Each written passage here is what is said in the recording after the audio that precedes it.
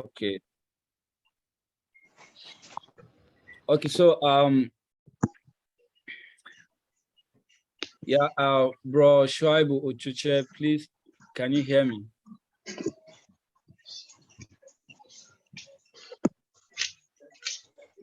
Yes, I can hear you very well. Okay, okay. Please, can you help us to take an opening prayer for like 2 minutes or 3 minutes?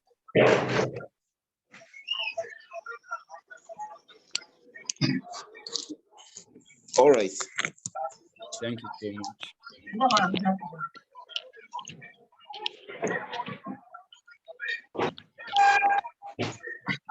We are praying. In Jesus' name we are praying. Amen.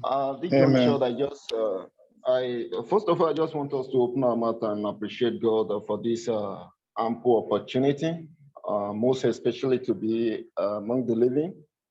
I know it is a privilege. Let us give Him thanks for that wonderful grace upon our life. Let us say, Father, we thank you. Let us say, God, we are grateful from the bottom of our heart. As individual, we are grateful. Let's appreciate Him for the opportunity. And at this junction, I just want us again to open our mouth to ask for His mercy.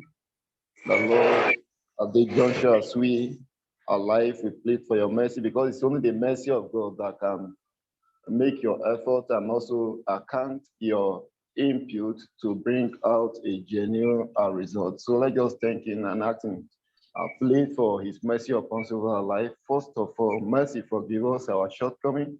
Wherever we humanly go against His will, sin against Him, let us ask the Father, have mercy upon us, because when God has mercy upon you, then He can look into your situations and consider you for the benefit of His blessing.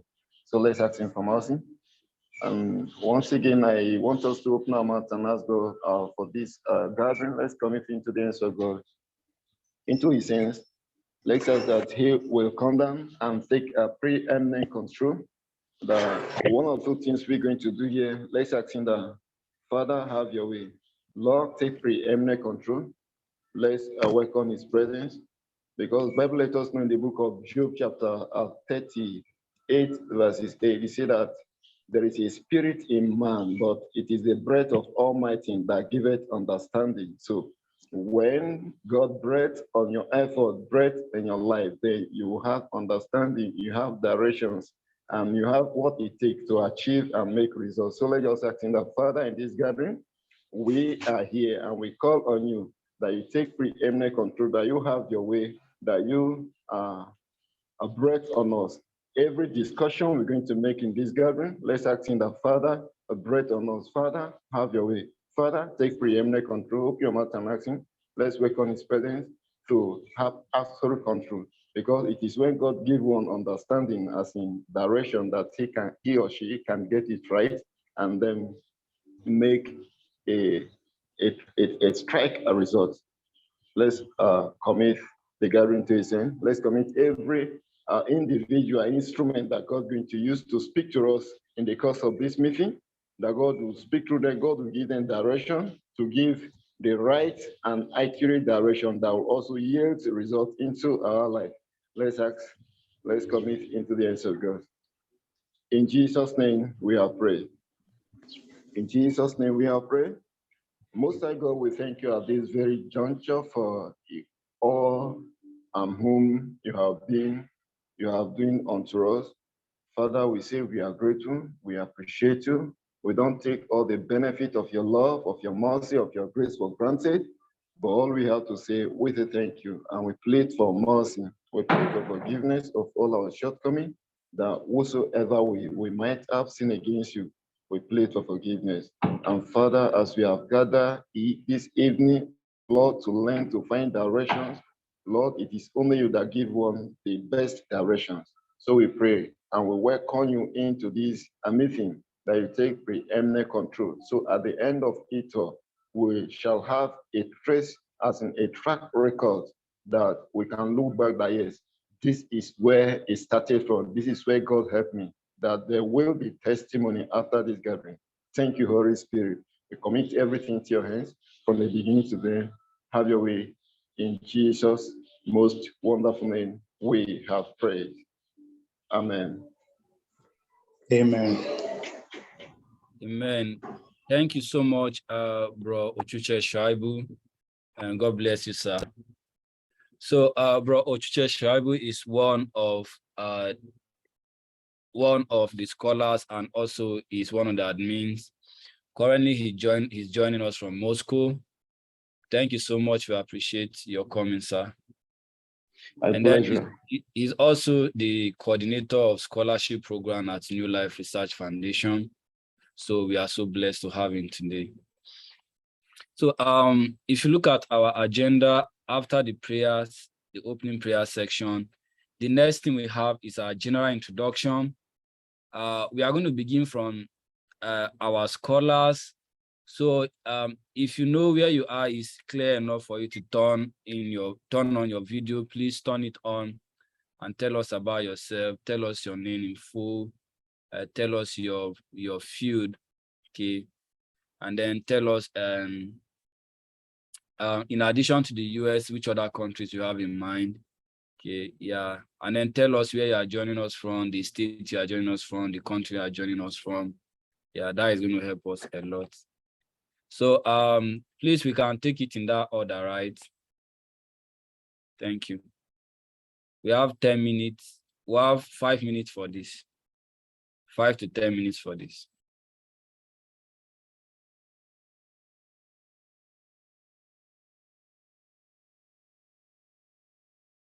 Please, we are starting with all the scholars, not any admin that is joining here. We are starting with all the scholars, the accelerated mentorship scholars that we have.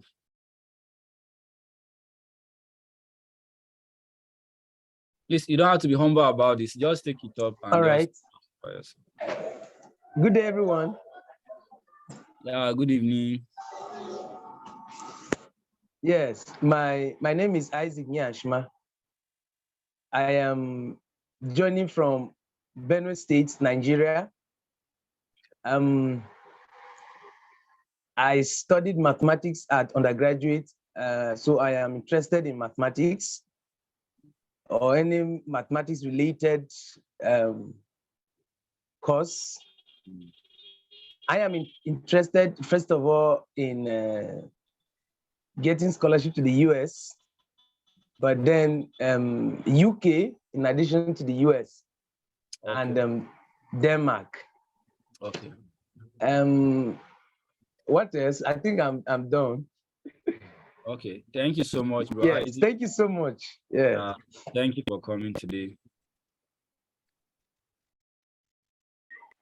Please, the next person. All right. Good evening, all. Yeah, good evening. All right.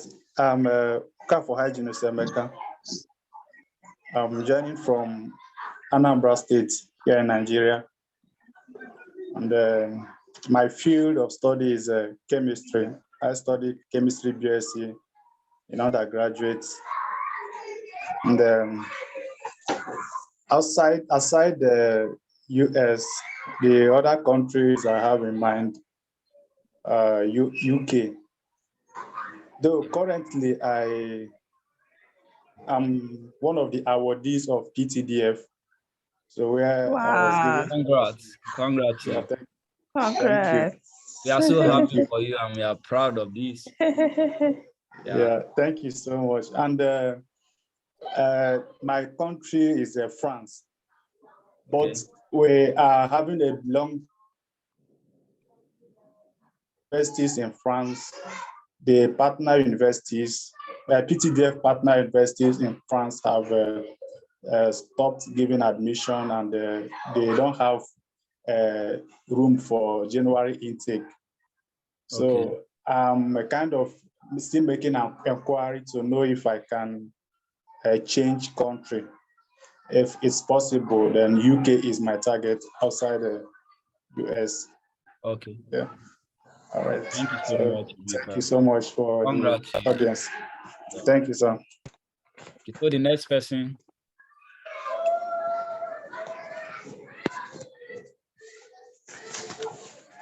Okay. Good evening, everyone. Good evening. My name is Emmanuel. Emmanuel. Yeah. I'm joining from Anambra State. Oh. I read integrated science education in my undergraduate. Currently, I'm doing a master's in the same discipline. Okay. And as well, I'm currently also a graduate assistant in Namdezikwe University, Oka. Awesome. I'm seeking for scholarship opportunities, maybe in the US and the UK. These two places would do. All right. Thank you so much, Emmanuel. Yeah, we are happy to have you here. Okay, so the next question. Yeah, hello.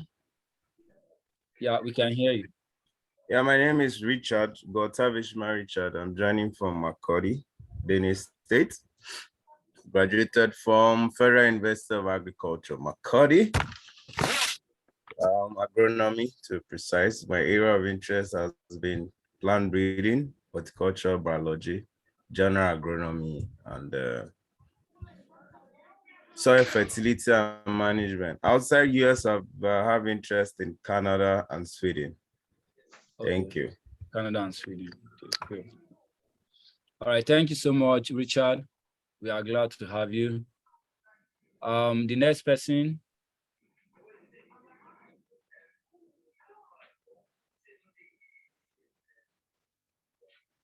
Please, let's go on so that we'll not waste too much time. Hello, everyone. Yeah, hello. Yeah, I'm Brahim Aziz. Speaking from Lagos. Oh, good. From accounting background, taxation. I recently concluded my studies in Novosibirsk State University in Russia. Via Okay. Open Doors also.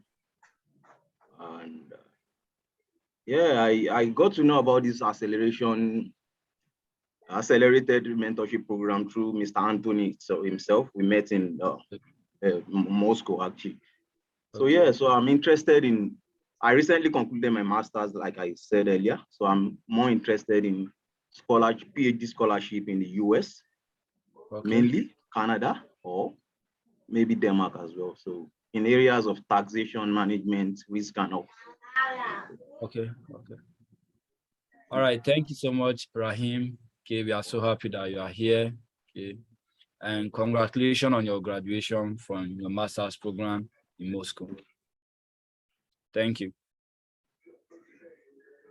So the next person can take it.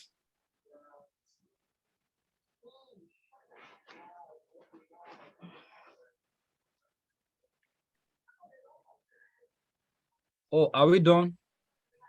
We have more persons here. Oh, I'm unable to speak. Why am I unable to speak? If you cannot turn on your video camera, it's okay. But the intention is just for us to get to know each other better. We've not had any opportunity to meet one-on-one. So turning on the camera will help us to know each other in a way or one another. But yeah, if you cannot turn it on right now, there's no problem with that.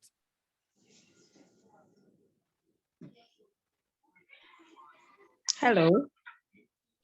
Yeah, we can hear you. Okay. Good evening, everyone. My name is Anidima Fortune Richard. Hello. Yeah, we can hear you. Please go Yeah, we ahead. can hear you. Okay. I studied geology, my BS, Bachelor's in Science, and then presently I'm a lecturer in Federal Polytechnic of Oil and Gas. For my master's or PhD, because I had one can directly go to do PhD without doing master's, I'm interested in environmental science. Okay. Countries, US, Australia, Canada, and then UK. Okay. Okay. Yes, that's Yeah. Thank you so much, Anidima. Okay, we are happy to have you. Likewise. All right. So the next person.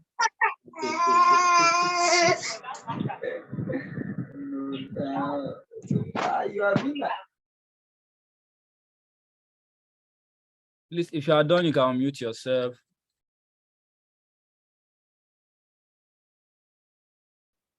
Okay, so I think that is all. We have some names, but we're not taking any introduction from them. Esther, you are yet to talk. Anita, you are yet to talk. Victor, you are yet to talk. Adi, you are yet to talk, and Christy. I think those are the people that are yet to talk that I can see from my end.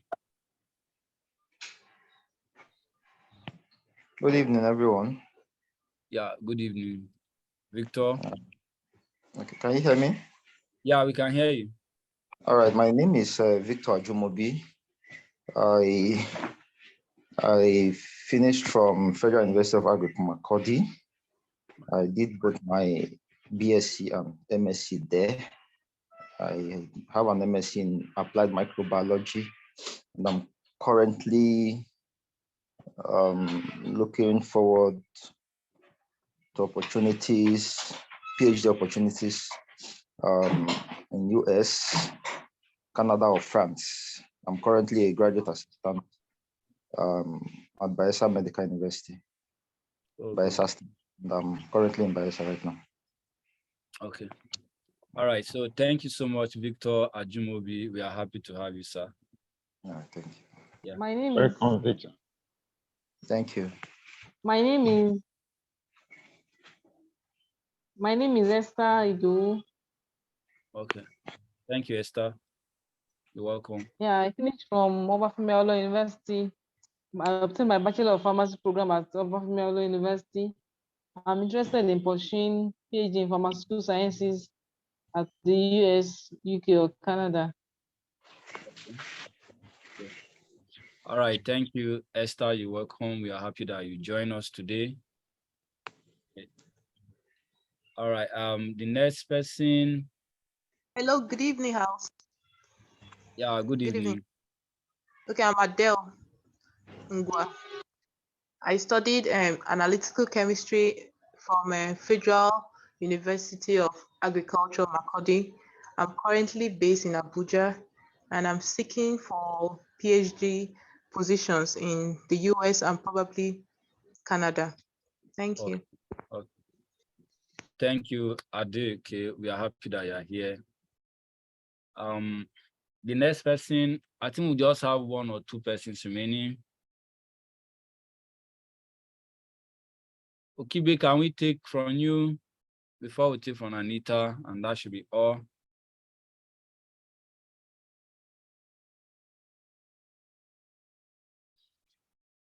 All right. Okay, we're going to continue. Okay, since they are not ready yet, we're going to continue with our agenda. Going back to our agenda, the next thing we have is the interactive section. This part is mostly going to be anchored by some of the admins that we have. And I would like to introduce some of the admins that we have here for you to know them.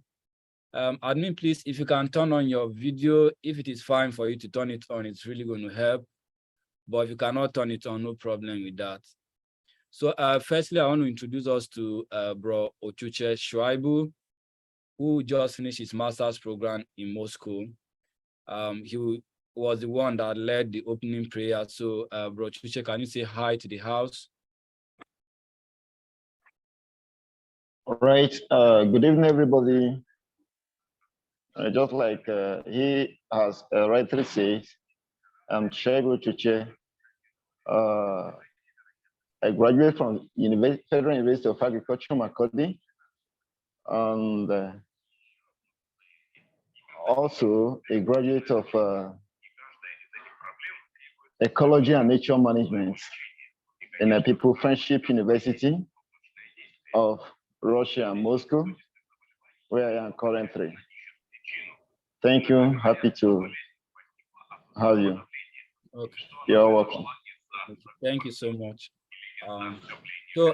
The next person we have, which is one of our admins too, is Brother Emmanuel Steven, who is currently into his master's program. okay, in Moscow at MIPT. So, bro, Steven, can you still say hi to the house?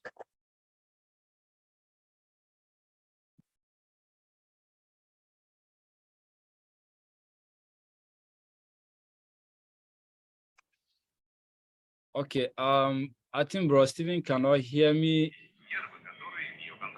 No, he's talking. It's like unmute your mic, bro, Steven. All right. Yes. Sorry. Can we Yeah. hear me now? Yeah, we can hear you now. All right. As you have rightly said, my name is Emmanuel Steven Sunday. I'm currently in Moscow doing my second master's at MIPT in medical biotechnology. Mm. Thank you.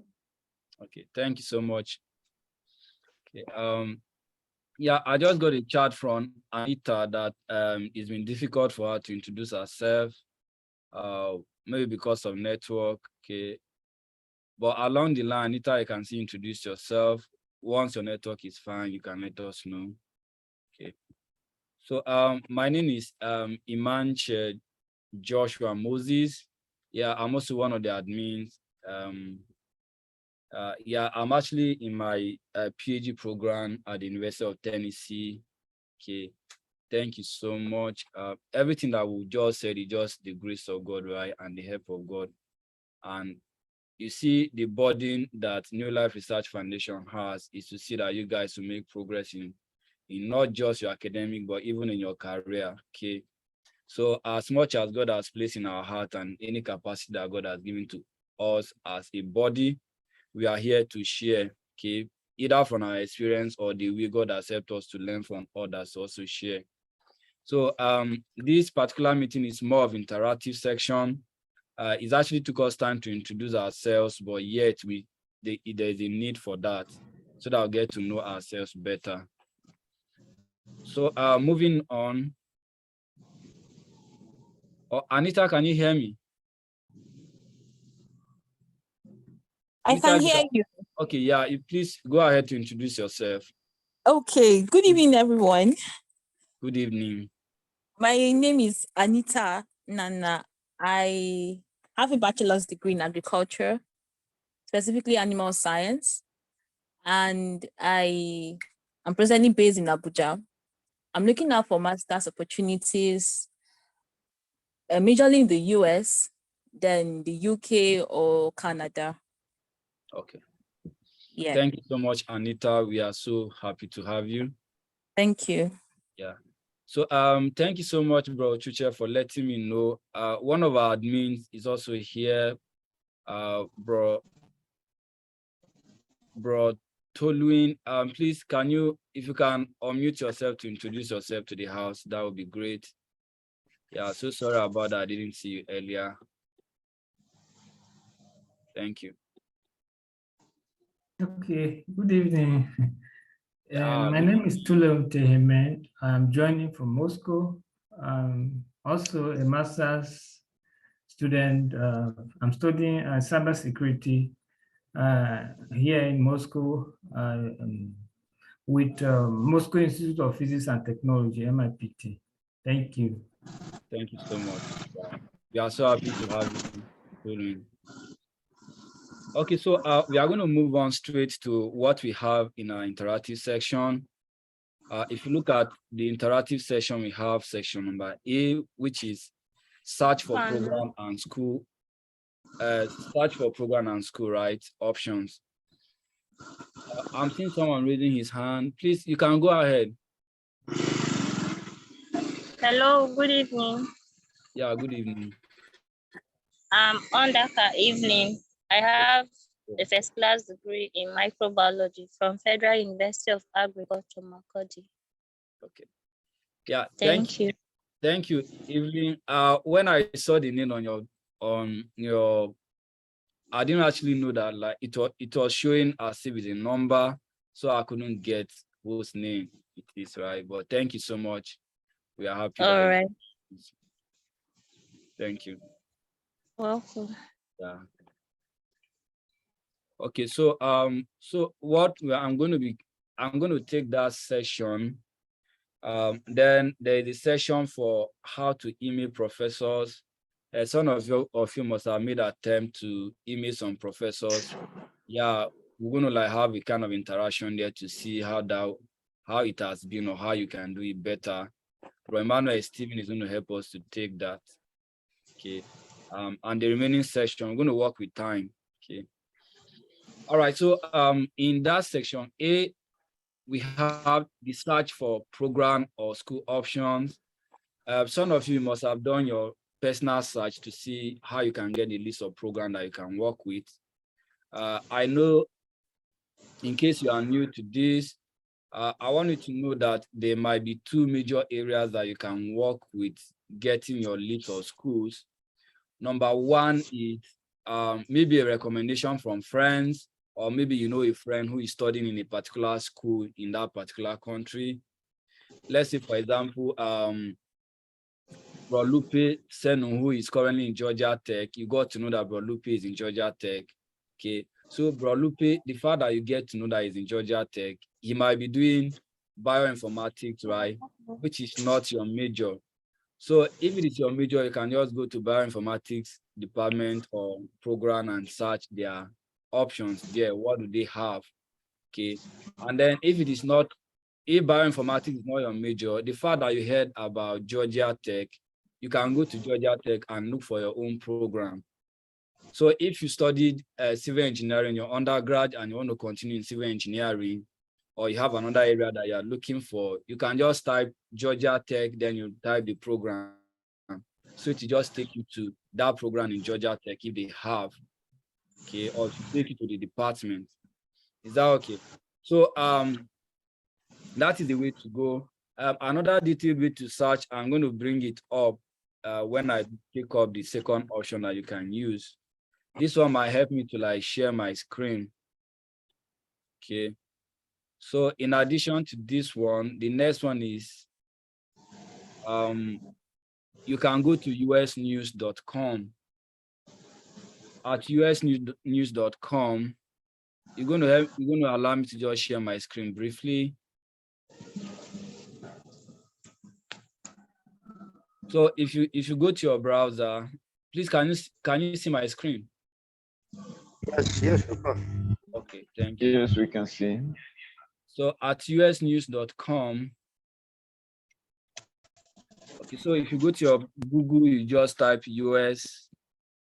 usnews.com, right? So this is where it's going to take you to. So what you're going to do, you just go to education section, which is a menu here. So once you go to the education section, you're going to see all of this. You're going to see graduate school, right? You see colleges, you see graduate school, you see online colleges, you see global universities and all of this. You see rankings, okay? But our interest is graduate schools. So you click on graduate school. So once you click on graduate school, it's going to show you this, this page. Okay, so you can select your graduate school by program. Look at this one. You see a lot of program requirement here. You can just use it to track what you want. Okay. So for example, if I know that, okay, like me, if I'm interested in chemistry, what I can do, I may not really select my program from here if I don't want it. Okay. I may just scroll down to see other rankings. So you're going to see graduate school rankings. Okay, so you see the first one is business ranking, that is business school ranking. You can see like law school ranking, right? Oh, sorry. So you're going to see law school ranking. So you keep searching like that until you get to the one that you want. We can see medical school ranking. You can see engineering. Okay. You can see education, best education schools, right? But me, my interest is actually chemistry. So I might either go for sciences, good. So we can see sciences here, and this is chemistry. So I can just select chemistry. So on this page where we can see the ranking of chemistry, okay, I can search my ranking. Here we can see the different ranking here across the US. We can see MIT there, we can see Caltech, we can see Stanford. But sometimes you just want to see, you don't want to check the ranking across the US because you're going to see the Ivy League school, right? So what you can do, you can just decide not to just search by just this one, you want to search by location. Either you search by location, you can search by state. Is that okay?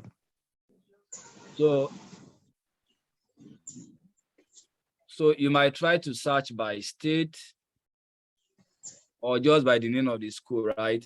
So from here, you can just see, okay, this is the ranking of schools that you have.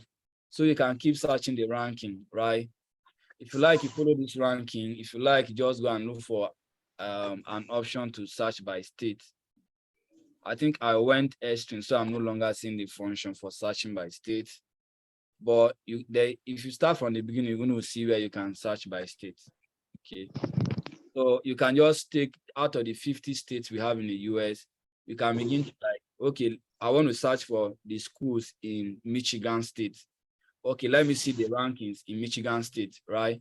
Then you can begin to see those schools in Michigan State and follow them. But aside from that, you can just follow this ranking and then go down. But if you want to search across Ivy League school, you can use this one to just search your major and their rankings in the US. So this is one way that you can use to search. Just another side one that you can use to search. So like when you go to the ranking, you can just click on the school, or you can just go to your Google and just type the name of the school and then you to follow the option that you want. So this is one of it. Then another one is, instead of coming down to usnews.com, you can just say, okay, you want to search for universities in Tennessee or any of the states that you want. University in Tennessee or any state that you know you have in mind. Tennessee state, right? So now when you come to the state, you're going to see the list of the schools. You can see like we have Tennessee State University in Nashville, we have University of Tennessee in Knoxville, we have Baptist Health Science, all of this, you'll be seeing them, right? So once you see them, you're going to see like more than, just you have 100. So this one might help me to like throw more light into them. Once you click on each of the university, or once you click on more of them, you're going to see them by their graduation rate. Is that okay? So you're going to see their graduation, you're going to see the acceptance rate. So any school that you have a higher acceptance rate, you know that school can accept more students. Any school that the acceptance rate is very slim, that is that your chances of being selected is very slim. Okay, so that is how you can then build your acceptance rate. So I'm just going to use this school to just finalize how you can do your search option. So if I see this University of Tennessee and I see that the ranking is high, or maybe my interest is I want to check for Nashville, like Tennessee State University in Nashville. So maybe this is what I want. So once I search this one, I can see the acceptance rate is 78. So I might just click on, okay, this one is not showing the acceptance rate, but it's showing the graduation rate. So once you click on the school,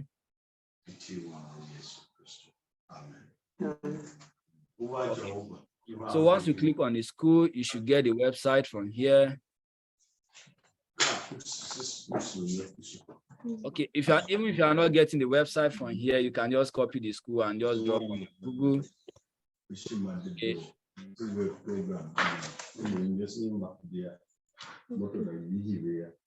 Okay. Okay. Excuse me, please. Okay. Bro, Imagine, please, is it possible to mute everybody because some background noise is interfering? Oh. Okay. You just ask everybody to mute themselves. Yeah, please. If you know that your audio is on, please can you unmute yourself, okay, to avoid distraction. So once you type the name of the school, okay, then you can just put the course that you want. Like me, if I'm looking for chemistry, right? You can just type the chemistry. You're going to see this is going to pop up the website to the chemistry program or department of that school. Then once you click on that, then you're going to see this, right?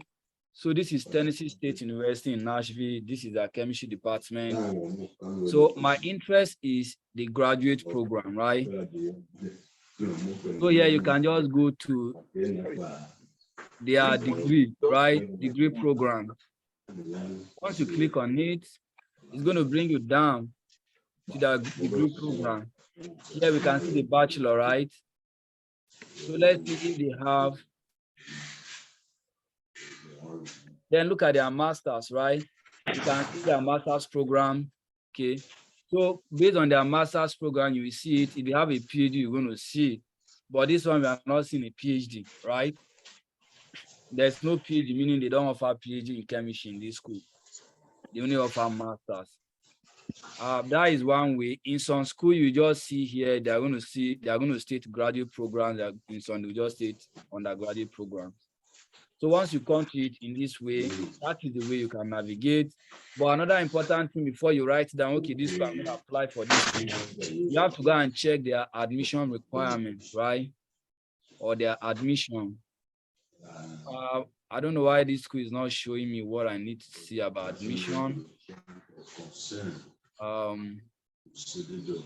Maybe I should check their student resources.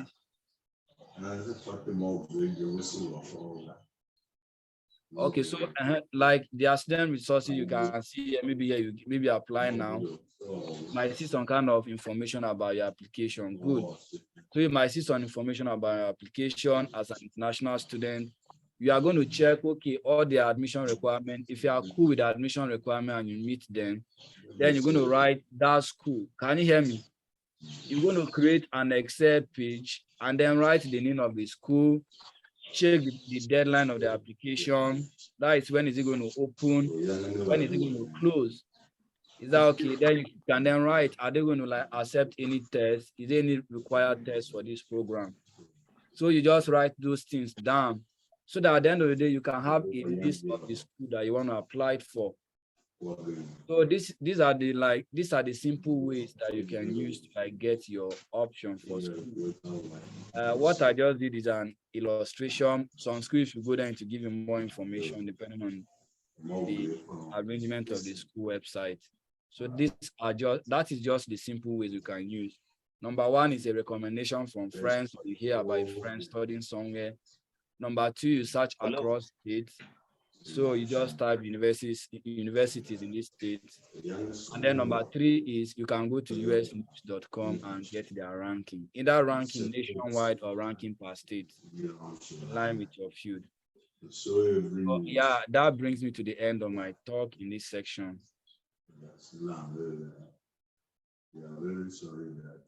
Hello. Yeah, can you hear me? Hello. Yeah, yes, we can hear you. Very clear. Please, can you mute this person with number 929559 or something? I don't think Evelyn. I think it's Evelyn. Yeah, Evelyn. Okay. Yeah, if you can mute her, it's fine. Anyway. Okay. Oh, thank you. So, Bro Chuchi, I'm going to make you and Bro Steven a co-host. Thank you.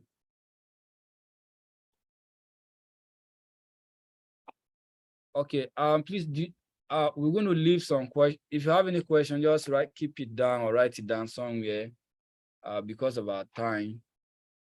Then, Bro Steven is going to take the next section of that interactive one. But if you have a pressing question, you can just raise your hand. We'll attend to them in the middle of the conversation.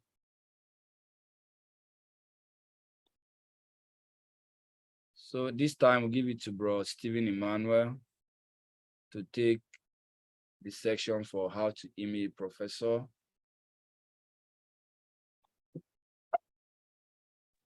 All right. Thank you very much. Let's start this way. For those that are mindly present and that can hear me very well. without a network interruption. Since it is an interactive section, is there any one of us that have probably mailed?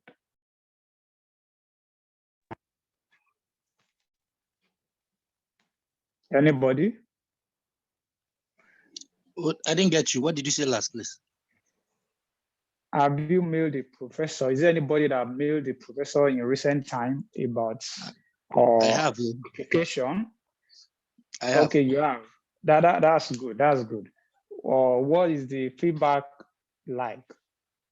What kind of feedback did you get? I mailed some professors in the UK. Excuse me, particularly University of Strathclyde in Scotland, and well, maybe should I say, unfortunately, the timing I sent the mail, it happened that the school was actually almost going on vacation, so most of the professors, they told me that they are currently on vacation. You know, these Igbo people, they don't play with their so only one of them actually, because the program I applied for, they required I get a potential supervisor. So I sent in the application. I sent them emails, and then one replied. She said I should go ahead. That, well, she told me that their school they supervise in pair, right? So she now said I should go ahead and pick up maybe as. So when I applied, I chose her, but unfortunately I didn't get through with the process. So when I inquired, I was told that she has not done enough research-wise in that my area of interest that would qualify her to supervise me. So when I remember I sent her everything. I sent her my proposal, sent her my CV, sent her everything, which she went through. She showed the selection team said she had not done enough to qualify her to supervise me in that area. So when I reached her again, she was benevolent enough to reply, and she was very apologetic. She told me that she was hoping that the second person that could join her in the supervision process, but unfortunately that person had gone on vacation, and the person was not even responding at all. So she said she had in mind that together with that person, that both of them could actually follow through in supervising me, you know. So that was how that one went like that. But one of them, so he sent me, after receiving my mail, he told me he sent a feedback that he had gone through my documents, that he's going to give me feedback at the beginning of 4. So I'm still waiting for his feedback. Let's see how it goes. All right. Okay, taking it up from there. You mentioned something very important, and I think you have a wonderful experience. And I must let all of us know, in your mailing of professor, have the mindset that it's not all of them that is going to reply. That's very sure. Even out of those that will reply you, all of them is not going to be positive, and you only need one yes. So have that at the back of your mind. Now, you mentioned very important point, which is timing. Let me start from there. In mailing a professor, you have to understand, you have to be wise as a man of Issachar who understand time and season. And as you said, they don't joke with their vacation. They are not like Africans or Nigerians. So timing is very important. Aside the long timing about when they are in section and when they are not in section, you have to also understand their local time. Is very important. It is best when you mail a professor or a graduate coordinator when they are just resuming work in the morning than when you mail them maybe in the evening when they are tired already, they are going back home to go and meet their family or something, or want to chill out, or during the weekend. No, no, no, no. It's very hard to respond to such mail. Such mail will be there, and subsequent one will come, and they will just look at those one that are of presence rather than looking at your own. So you need to look at the local time when you are sending mail to professor, please. It's very important. Take note of that. Now, another very important thing that you made mention of is a professor asked you that she will get back to you or something, or there is need for follow-up when she has promised such, or even if they have not promised you such.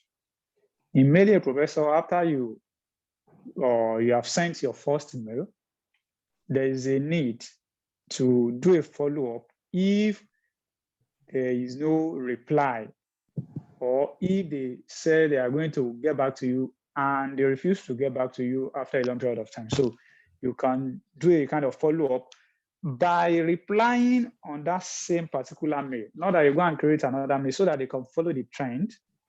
You give them a kind of gentle reminder, maybe within a time frame of some weeks, maybe 3 weeks or 4 weeks, because they are busy. Now, going forward, I know that we all know what to do in mailing a professor, but just to lay emphasis on some key aspects. And over time, I've come to understand that mailing a professor has some peculiarity. And in summary, the email that you're going to send to a professor is invariably abstract of your SOP. What I mean is the summary of your SOP. That should be what is inside your mail on a journal note, which include a proper salutation, proper introduction of yourself, then going straight to the point, how you come to know about this professor, saluting their or appraising one of their research that caught your interest and resonate with your interest. That's very important. Or to get email of professors, once you enter the graduate school website, well, the department that you are looking for, as Bro Joshua showed us earlier, just go to the faculty. You are going to see their email there or their contacts. There, some of them used to put their website for research publication so that you can check one or two things to talk about that fascinate you about their research. But at the same time, you don't see it there, please make sure you make use of Google Scholar and ResearchGate very well. You are going to see many of their publication. You're going to see it there. Now, another vital ingredient that will probably help you as well, though these things requires hard work and up and doing, but instead of us just to be on social media and all that, at times you can go when you have seen a particular supervisor and you have sent mail to that particular supervisor and you have not received a feedback. You can go on Twitter and search for such a professor and follow him on Twitter. You can do the same thing on ResearchGate. Follow him on ResearchGate. That alone will send a signal. Seems I read about this name before, maybe in my mail. And see saying, oh, someone followed you on Twitter. Oh, this person. Oh, someone followed you on ResearchGate. Oh, this person. So you can do that. You can do that as a kind of smart follow-up. Also, I want to encourage us, or let me ask, do we use Grammarly very well when sending mail to professor? Because it's also good to spell check, not by sending it to multiple people often and often because people are busy, but with the aid of Grammarly, just install Grammarly on your phone. Once you install Grammarly on your phone, Grammarly add in extension, It's going to help you to check the spelling automatically. It's very important. And please, in your mailing of professor, there's need to lay emphasis on what exactly do you want.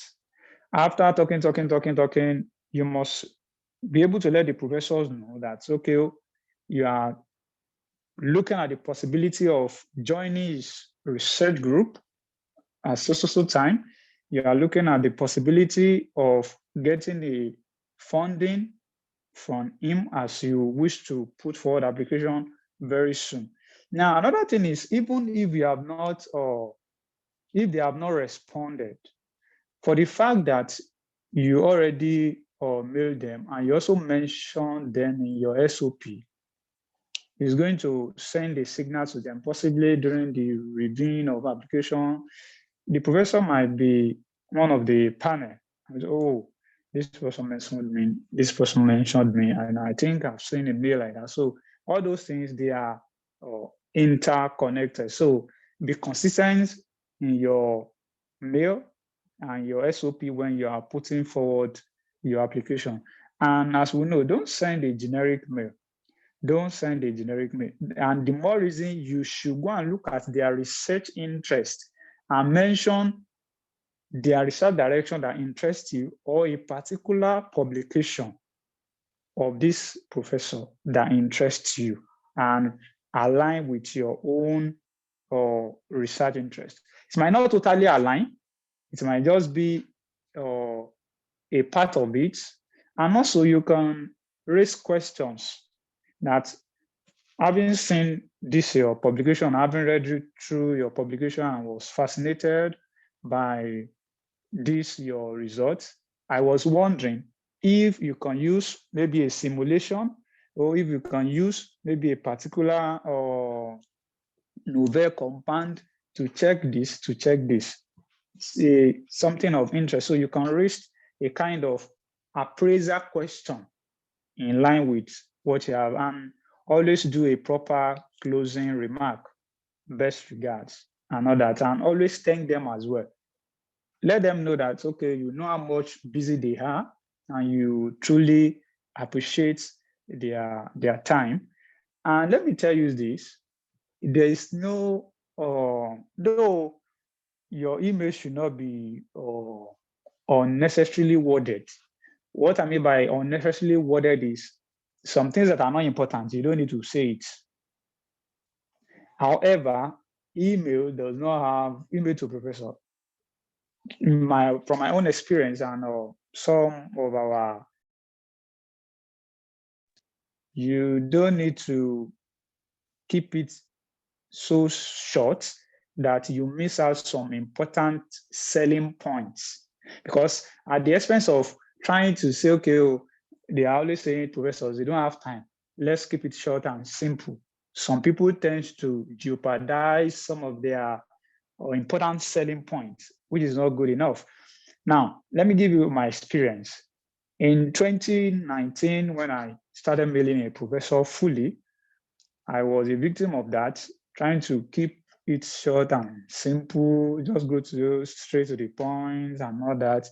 But then maybe I mailed about, let's say 10 professors. I got only one reply. Then when our brother Lupe told me about this or keep it short and simple, that it doesn't necessarily mean, and he shared his format with me, and I saw how lengthy it was. And Brother Lupe got numerous responses with the lengthy email. The email is even equivalent to, let's say, a page of his SOP. So I said, okay, if this brother can get it, then me too, I don't need to be jeopardizing some vital selling points in my email to professors at the expense of saying, oh, let it be short, they don't have time. If you have written something reasonable, if you have something to sell, forget about it. They are going to read it once it catches their attention. So subsequently, last year, so I started mailing professors again. And that year, my mail too was as lengthy as that of Bro Joseph. And lo and behold, that was the year I got many responses. Because if you send a mail to professor and you are not getting any responses at all, that should give you a question that are you sending the right mail? Are they well constructed? Then another thing is to get a response, whether negative or positive. If you get a response and it is negative, meaning that, okay, we have written something that actually or maybe catch the attention of the professors who say, let me even read something. For them to even read through out of their busy time, meaning that you have written something reasonable, you have constructed it very well, then following by getting a positive response. So if you have not been getting a response at all, you need to question yourself how you are writing it. And the way to write it, give a proper salutation, dear professor. If you don't know their title, it is best to use dear professor. Here, though, they don't care about title or this one, but people, in fact, here, they call themselves teacher. But once you do, and they also call everybody professor. Yes, everybody's professor. So once you don't know their title, it's best to use dear professor. Yeah, it's very okay like that. It's better that you esteem them than their position rather than their position. Then also introduce yourself properly. Then talk about your research interest. For us that are first-class students here, please try to mention it that you are a distinction student, you are a first-class student. It is love at first sight. It is love at first sight. So always mention it that you are a first-class student. Now, for those that are not first-class, you can dodge it, yes, by just using the general ranking of your grade. For example, someone with 3.5 out of 5.0 is not really encouraging enough, or it's not a selling point. It's good. Yes, it's a 2-1, but it's not a selling point like first class. You can dodge it. I'm talking about second class upper instead of talking about the CGPA. Same thing for others. So then lay emphasis on your research interest.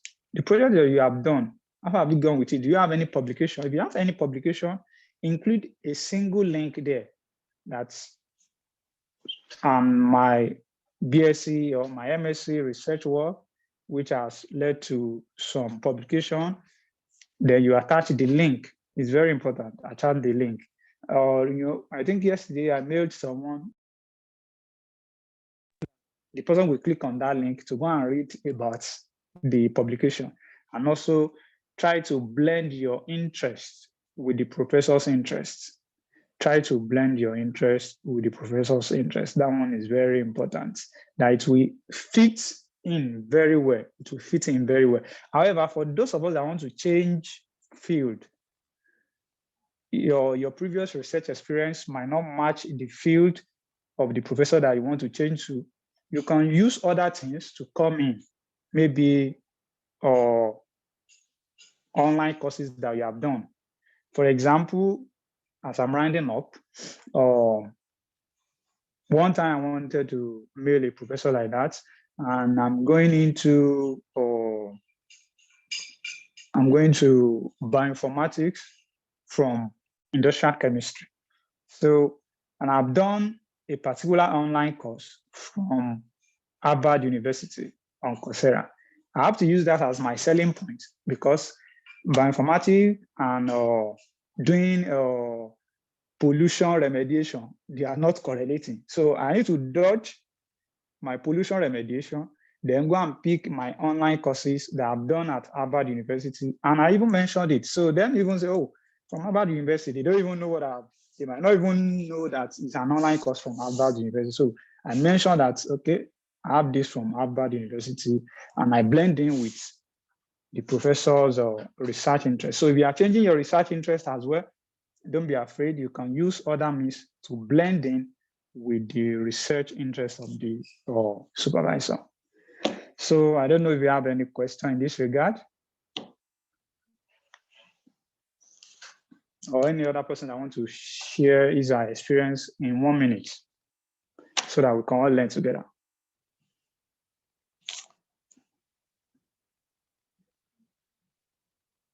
Anybody? All right. Thank you very much. Bro Joshua. Sorry, I want to ask something. All right, all right.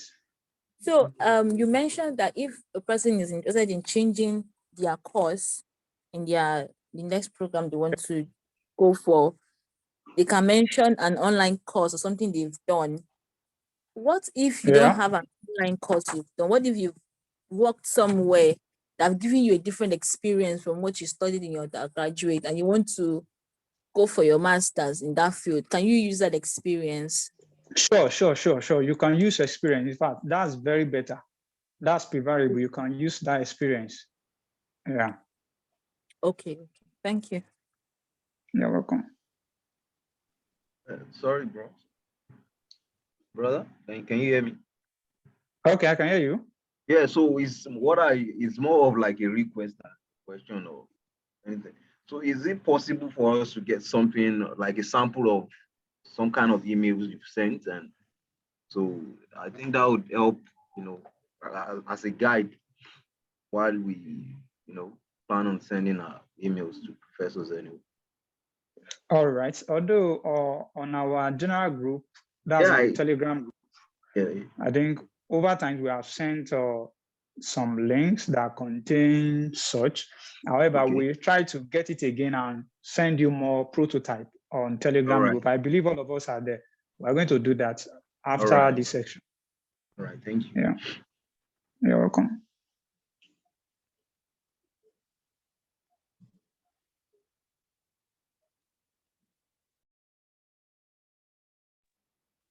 Okay. Over to you.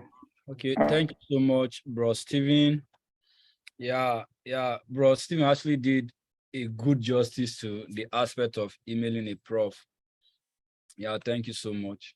So he has answered the question of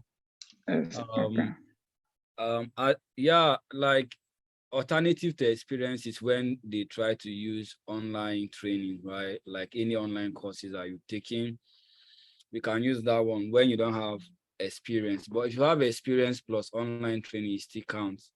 But experience is a sure way to shift your direction of study. Okay. Yeah, but you have to like convince them why, as in based on what you've learned, and then why the reason why you want to switch, right? You need to state that all in your SOP. Then one thing with emailing a prof is that in order to save yourself the stress of mailing when you don't have to mail, that's in addition to what Bro Emmanuel said,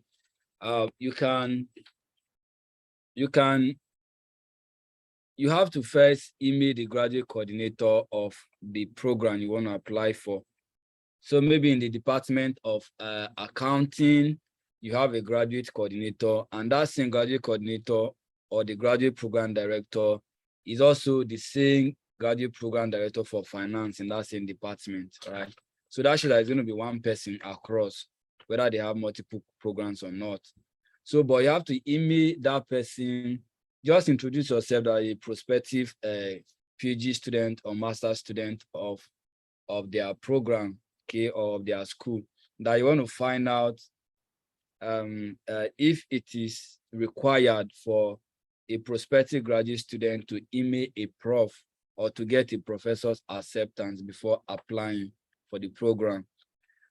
Just keep it short that way. Tell them where you are contacting them, as in tell them your name, tell them that you're a prospective graduate student and you want to find out if it is required for you to get a professor's acceptance before you can apply for that program.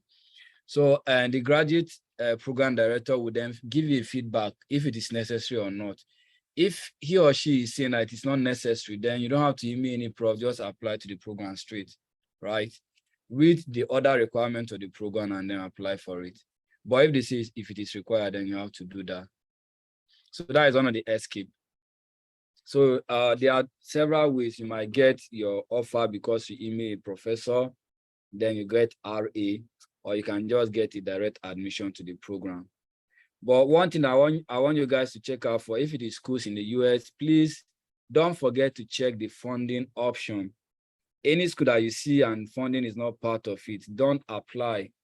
Otherwise, they say, some school will say funding is automatic, that if you are offered admission, funding is automatic. Some will say teaching assistantship will be applied for into separately. Yeah, that is the way. But if you see that it's self-funding, please, or there's no funding, please don't apply. But we encourage everybody to apply more to PhD, because most PhD are fully funded.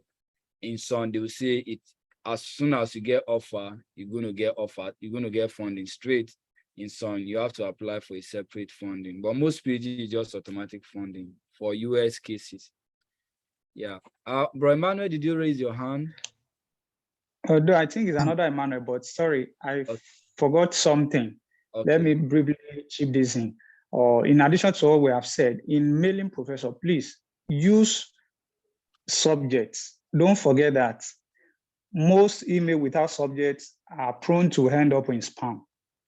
And use correct or a fascinating email subjects.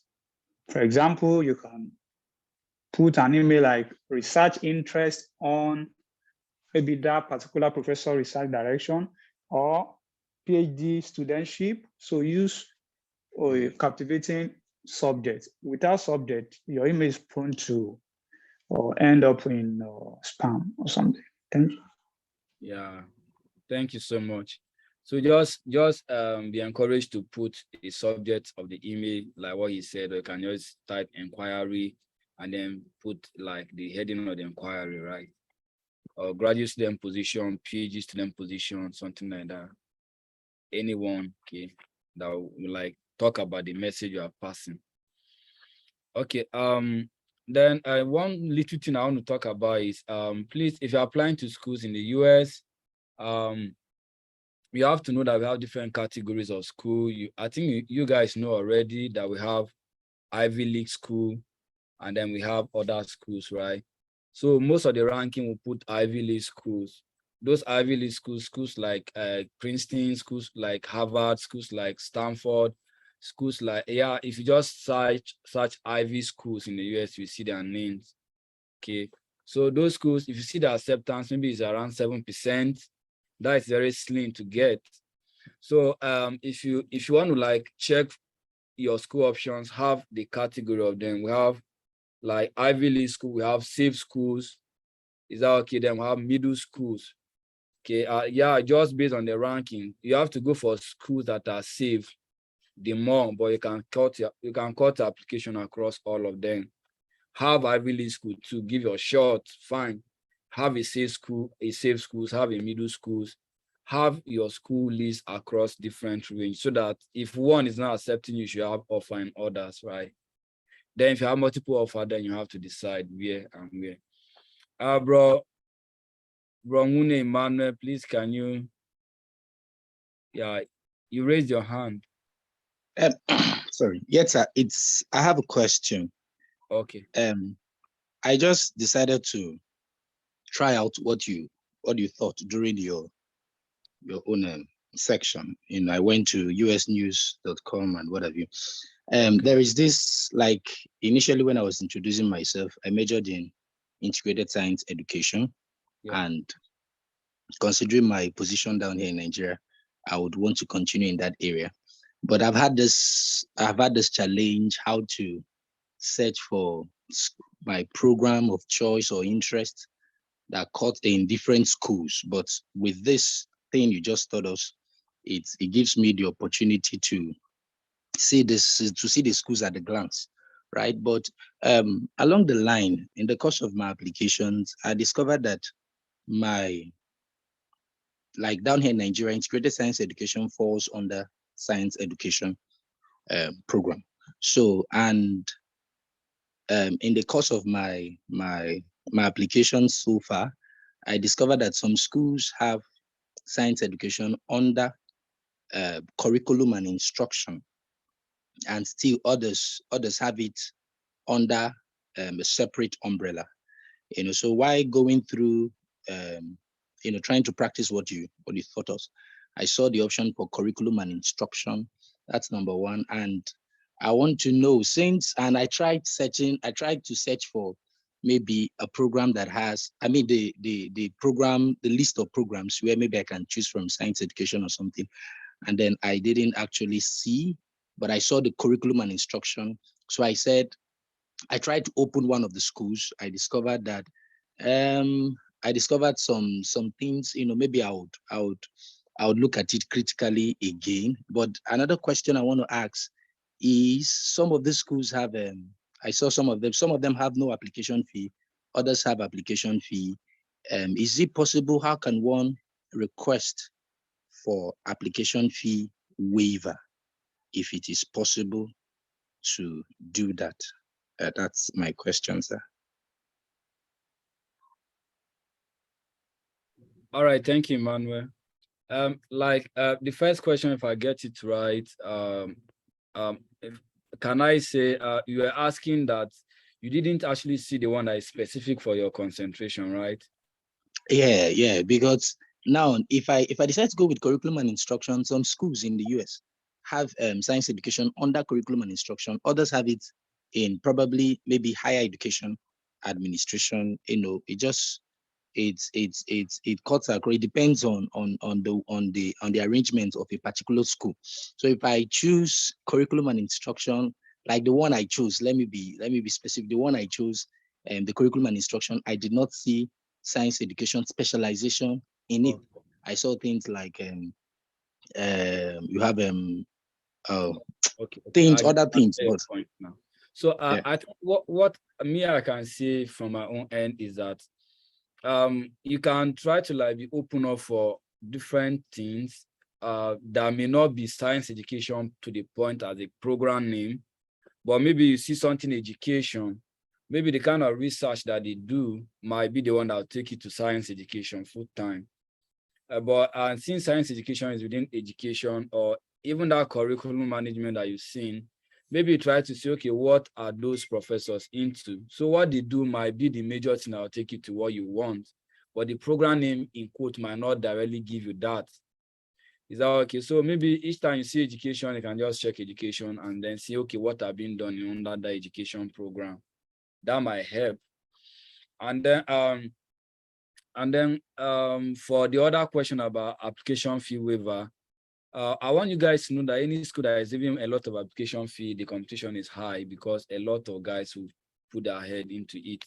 Then any school that is asking for application, any school that is waiving application fee is more competitive. Anyone that will give a fee waiver is more competitive. But anyone that you have to pay fee, I know you pay, but the competition will be a little bit less compared to when application fee is waived. So that is it. But one thing you can do, always email the graduate program coordinator if application fee can be waived. Some of them take it to the program straight that you cannot waive, that you have to, the application fee is not applicable to international students. Why some they tell the application fee can be waived. Anyone you're not sure, just email the graduate coordinator. They'll get back to you. Yeah, you can request application fee actually, if you want. Yeah. Sorry, sir. Okay. So I think Mr.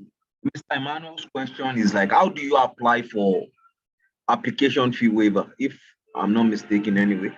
Okay, how do you apply? Yeah. Okay, okay, I think I'm going to check my email to see the letter that I sent to graduate coordinator about app fee waiver. Some of them I got them. Yeah, and then you can also go to Google and just see sample of application fee waiver letter, right? You can just type on Google and see some samples, but I'll still try to check some and share. Is that okay? So the way it's just for you to show that you are from a low income country, or maybe you are a first generation child. All those kind of things are content, or maybe some kind of expenses you spent that made you no longer to have enough income at that time to pay for app fee. It depends. Those are part of the reasons that can make you to apply. Yeah, for application fee waiver. But I'll look for samples to send, or you can also Google and see some. Then I really want to introduce us or welcome bro Ekle Anthony, who is the Secretary of New Life Research Foundation. Yeah, actually I'm facilitating on his behalf, but thank God we have him around now. Bro Ekle Anthony, please, can you introduce yourself to the house or say hi to the house? Yeah, good evening, guys. Good evening, Rod Joshua. Thank you for the wonderful work. Sorry, I joined the meeting very late. Welcome, sir. Yeah, thank you very much. You're welcome. I think I'll continue, sir. Not too much, Okay. Yeah. Yeah, so that is it. I just, before we go to the next section where it's going to be open to the admins in the house, bro Emmanuel, Stephen, bro Ekle Anthony, bro Tuluin, all of them that are going to give their input about the supporting documents that I need to prepare for. Yeah. So I just want to tell us about what bro Lupe said. His message that he sent to me before we started this meeting. He said I should encourage the first class students to first class who are willing to do masters to apply for Commonwealth Share Scholarship too. Also labs in Canada and US and Australia. So if you know that you're also interested in applying for master's program, you can also consider applying for Commonwealth Shared Program or scholarship. You can also email labs in Canada and also some labs in the US and also Australia. But if you know that your focus is going to be PhD only, just be focused in the US, the more. Okay. And then Okibe, thank you so much. We got your chat that you've been having issue with your phone, that I couldn't introduce yourself. You are welcome.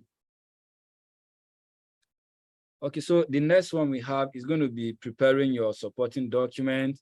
Bro Tuluin, please, if you are there, can you help us to just throw more light about the kind of supporting document that you think students who are preparing for a graduate program or a graduate school should put together? The one that they can do from their own end, or the one that they need to like talk to their mentor, or their referees, and what kind of referees are they supposed to have? Just briefly because of our time.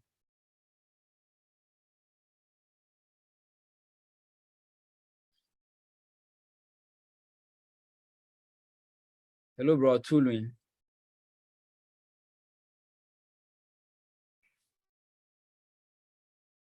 Okay, good evening, sir. Can you hear me? Yeah, we can hear you now. Okay, I will be talking about some few documents that you need to put in place while applying for a graduate program. And maybe after that, others will also put their input. But I can see somebody's hand up, Victory Jomobi. Oh, Victor. Okay, Victor. Oh, let's.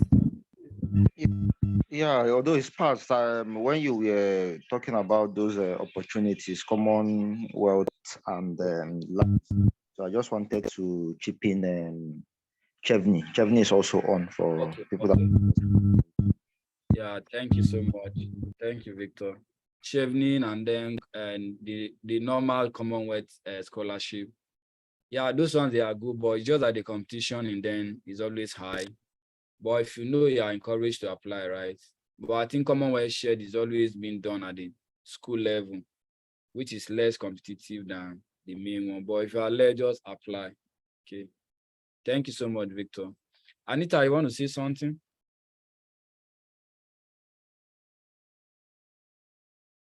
Hello, Anita. Okay, Okay, let's continue. Yeah. Let's continue. Maybe we will talk later. Okay. These are the few things I could remember now. Then maybe others will also put their say their input. The first thing I have here that you need to put in place before making your application. You know, as we all know, we have international passport. It's very, very important in some cases. This international passport show a kind of seriousness, because a situation where you have so many applicants and then you have it, there is always a likely tendency that you are fully prepared to move at any time. So that one also is important. And then We also have all previous academic certificates. That is all the certificate that you have obtained before, you need to put them in place. For instance, if you are going for open door, and this area is very, very important because in some cases, like the second stage of screening for open door is the number of certificates you have obtained before that normally qualify you to the next stage. So that one also is part of the requirement, all the academic certificate you have obtained, and then all the previous academic transcript. You need to get all your previous academic transcript from your university. You get there, you know, sometimes it's always difficult to get the official transcript, but you may get the student copy and then try to put in for application while you are processing the scholarship. But once you are able to secure it, then from there, you can now go ahead and get the official one because of time frame. But some universities requires your university sending it directly to them. So in that case, you make all effort and try to reach them so that they do it in time. Because you know this is one of the fundamental issues that most university students have challenges, or applicants have challenges in trying to get. And once you do not get your academic transcript, in most cases, you might end up missing some opportunities there. So we also have a recommendation letters. So this recommendation letter, preferably is better you get a recommendation letter from academician, maybe your professor. Sometimes your place of work too, you may get one, and let's say two from your professor if you are looking at three. But it depends. Some university may require more than three, but once if the recommendation is three, then you get two from let's say your professors, and then one from your place of work. That one too will go a long way. We also have a letter of motivation stating why you need to go for the scholarship and what you intend to study. Also the impact of what you are studying on your home country and the society at large. This is very, very important. You need to write your motivation letter and state all these items clearly, because that is going to help them know why you're going for that and the impact you're going to make for the society after studying the program. Very, very important.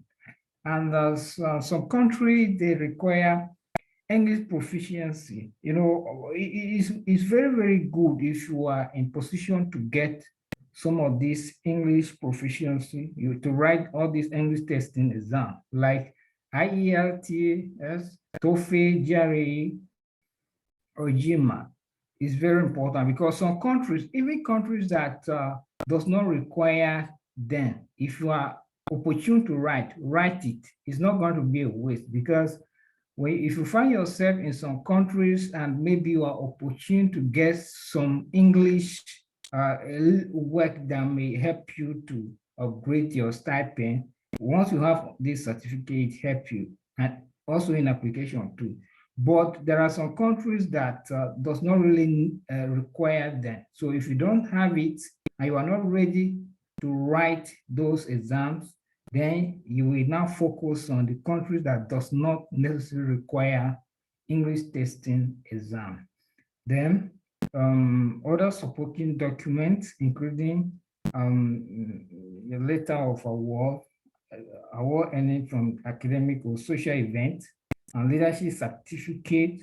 That is any certificate at all that you have obtained is very, very important at this stage.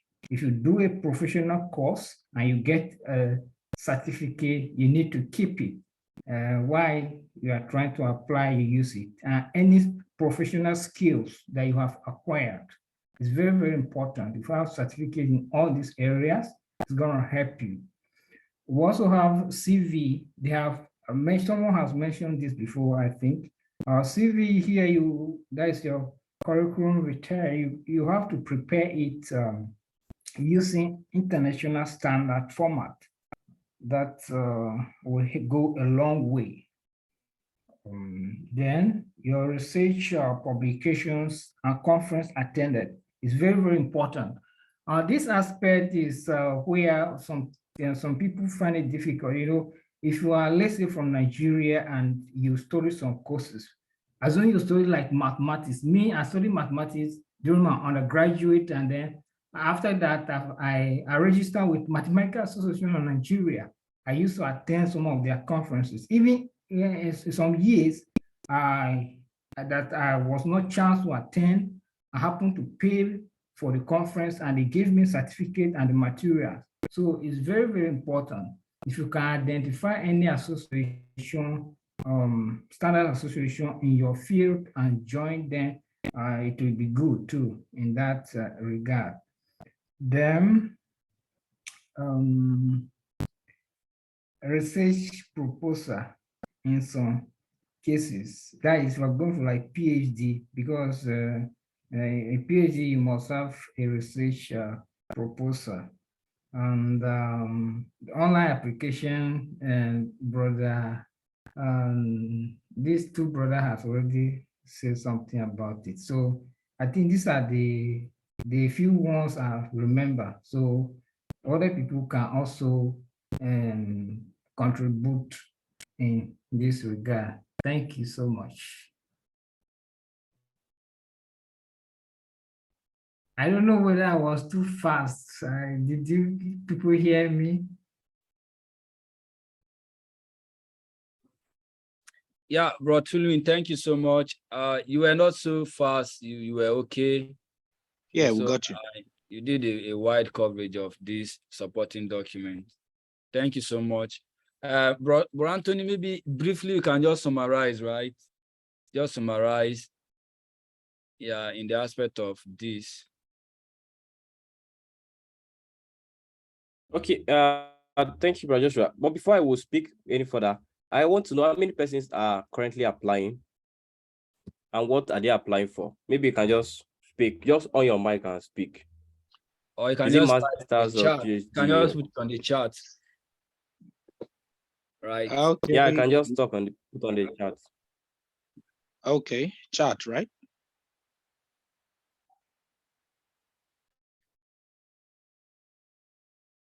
So, Bro Tony, what is the question again? Okay, how many of them are applying for masters and how many of applying for PhD currently? Or everybody's PhD? Yeah, if it is both, you put both. If it is only PhD, you put PhD. If it is masters, only you put masters. Just to save time. Anita, I saw your okay, question. just to save time. Get back to it. I think Brother Taylor has spoken a lot about the document necessary. But one thing I would like you to take very serious is your referee, your recommender. So you should not just pick any lecturer or anybody that you want to just write for you or a person available. No, I think that's one of the key factors where, especially for PhD students, it's good you get someone who you know is well grounded in academics, maybe from doctoral aspect or from your department as well, and someone you know that he can speak well about you, because I think that is one of the most criteria also for graduate students. If you miss that aspect, I don't think the graduate committee might even have time looking at your application, because they don't trust your application. They trust these guys and what they have actually contributed in the academic world.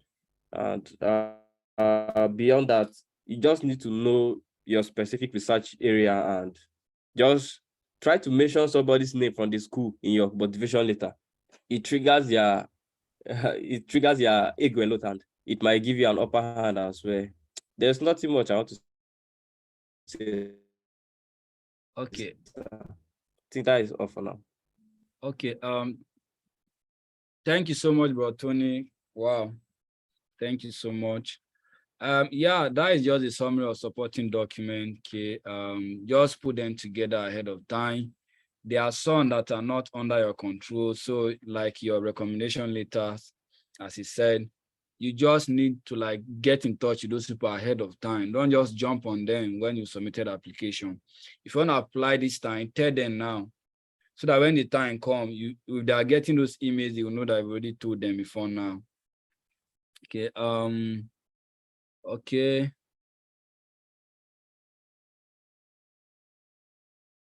Okay, so yeah, let me just get back to Anita's question right now. You said you have a GP of 4.87, and can you go straight for a PhD with this? Yeah, you don't have a research proposal though. Yeah, so I think we just encourage everybody in the house here, your application to schools in the US should be PhD. Is that okay? So just focus on PhD. Otherwise, you have a reservation that you are targeting to go to Ivy League school.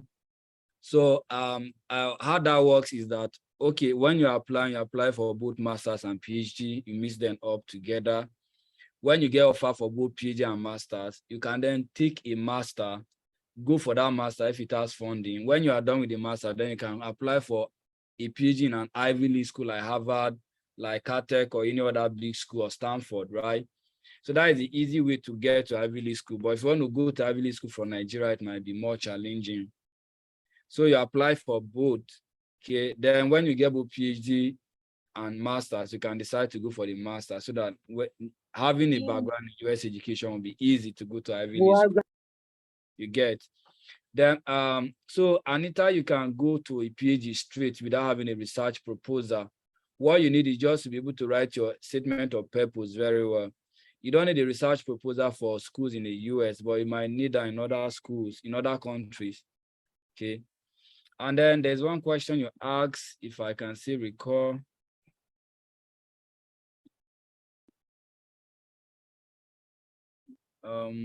Okay. Okay, you said you wanted to ask about tips to get accepted on the graduate teaching and research assistantship position. Yeah, I think this one, let me just, in 2 minutes, just share a screen to just show you guys how this thing works, right? Just permit me to just share my screen. I just want to go to a website whereby you will see like funding information for a school. So for example, I just want to put my school here, University of Tennessee. I'm just putting UTK chemistry. So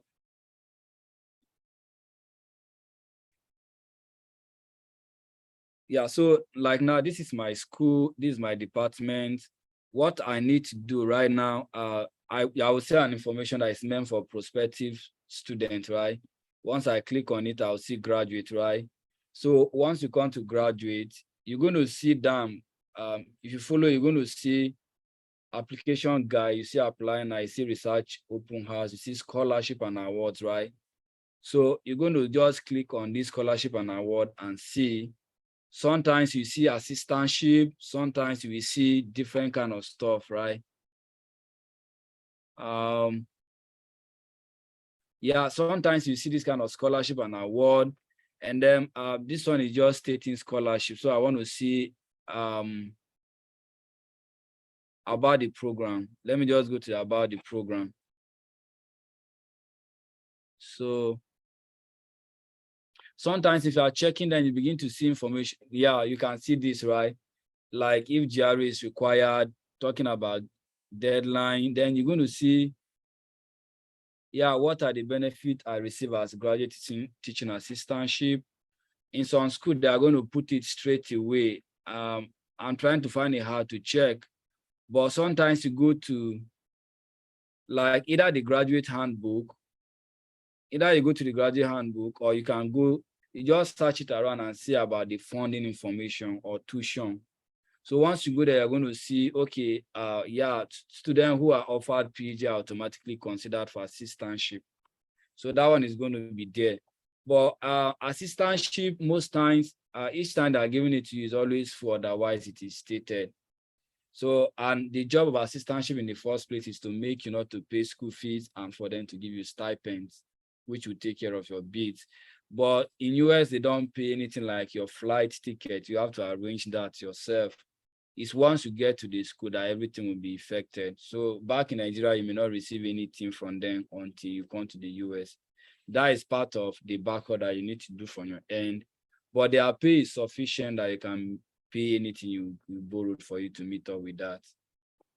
So there's no time for me to search other schools, but if you are searching across schools, you will be seeing like either prospective student, or you'll be seeing graduate programs, or you see funding or tuition or assistantship, graduate assistantship, all of that, you will see them as you are going through the page of their program.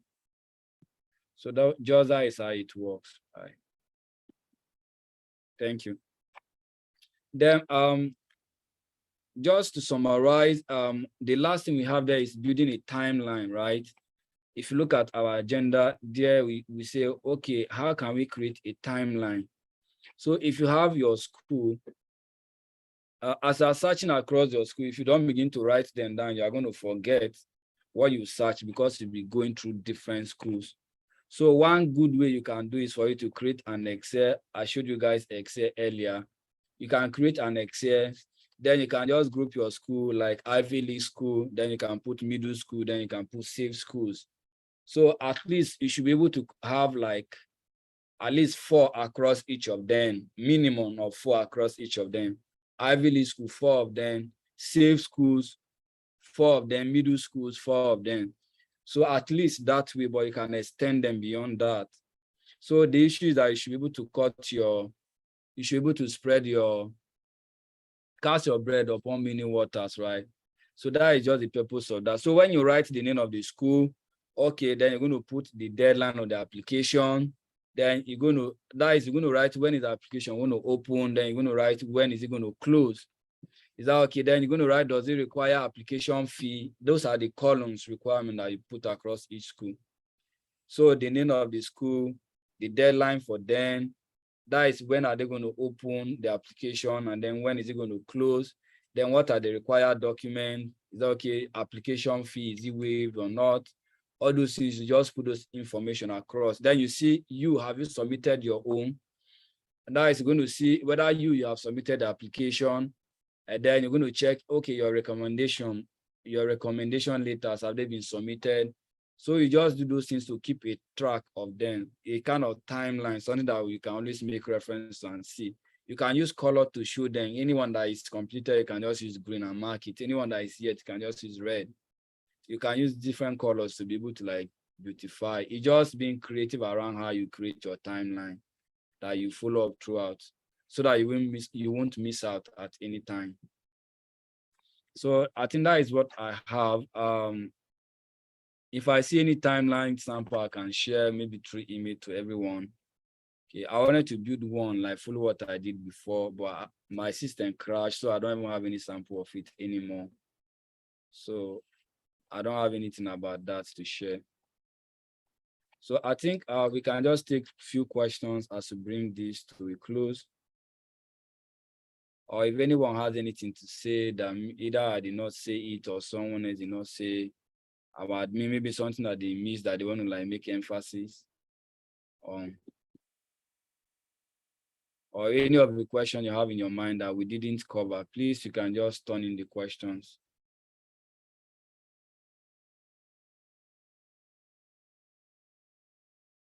So Anita, like the tips to get to being accepted on graduate teaching or research assistant, in terms of graduate teaching, in your SOP, please, you have to include how you teach, like teaching experience that you had.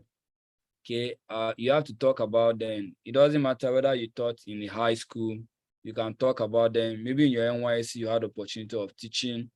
You have to talk about them. You want you to show that, yeah, you taught before, right? And then in terms of research-wise, you need to talk about the kind of research experience you have. So maybe you did your NYC in a school whereby you taught in the university or you supported the lecturer. You are going to use that as a graduate teaching assistant, okay, to cover for that in your CV. You can use it to emphasize in your SOP.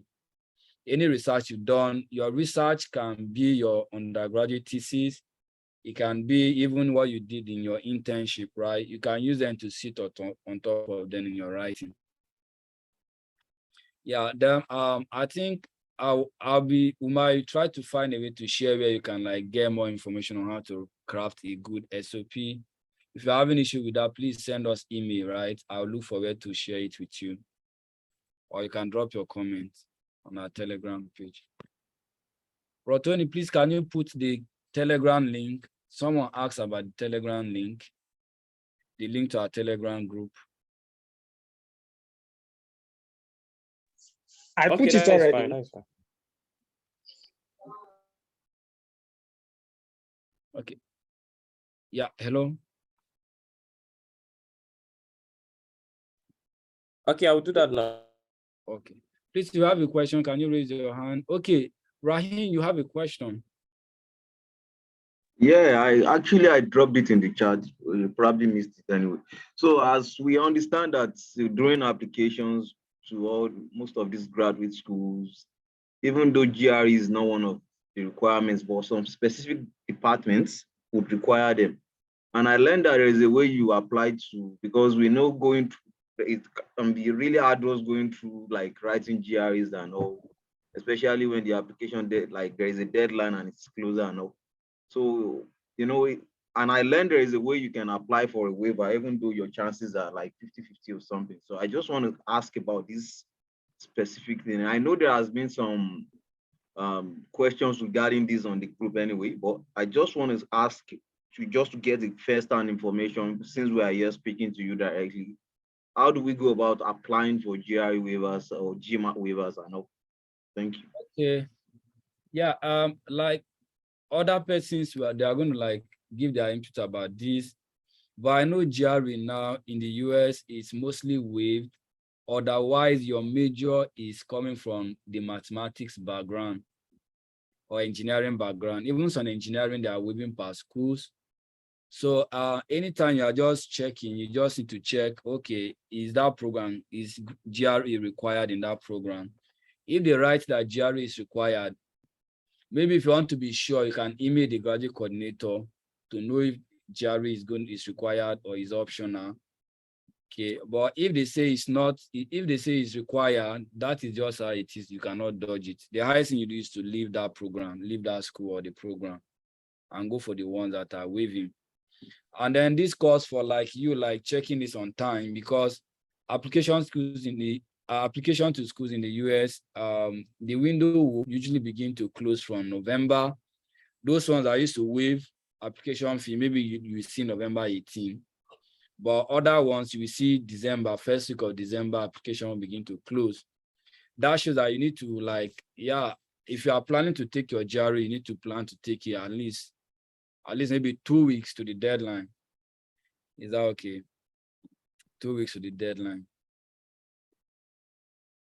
So that I think the major thing is that if you have your GRE score, when it comes to like your AWA, that's when you won't be sure of it until it's being graded, and your GRE will take about 2 weeks. That is the reason why we encourage you should be like 2 weeks to the deadline before you submit. But you can just start your application and be waiting for your test to come. Once it comes, then you can go and submit. Yeah, following your timeline. But that is just it anyway. GRE waiver, if you see in the requirement that GRE is required, the highest thing you can do is to go and email the graduate coordinator if it is optional or not. Maybe it's an old information that has not been edited. But once they say it's required, then you cannot dodge it. Is that okay? Yeah. Thank you. Yeah. So Anita, you are saying that if I'm applying for both masters and PhD, would I be paying 2 application fees? Because that is being my major problem. Okay. Yeah. If you're applying to each program you're applying for, you have to pay a separate application fee for it. Okay. But if you need clarity, you can email the graduate school of that program. Yeah.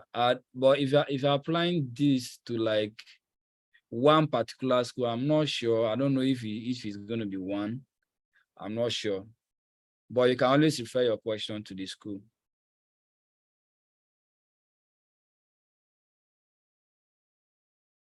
Okay.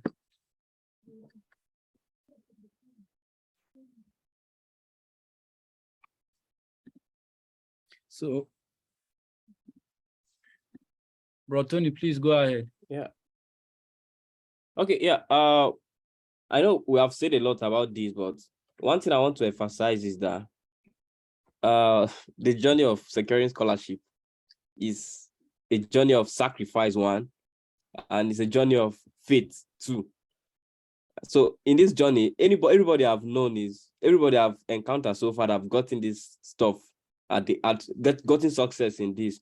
They encounter some challenges, they encounter some rejections, and they never give up. That's why we are hearing their stories now. So just prepare your mind towards this, that you are going to be rejected in some schools. And the worst part is that even some schools you paid money, you are going to be rejected as well. But just put in your mind that you get it. So it's just like a bulldog tenacity. You are not giving up. You are not giving up. Just carry that mindset first of all, because when the rejection letter start hitting you, you might want to give up. That's just the reality of it.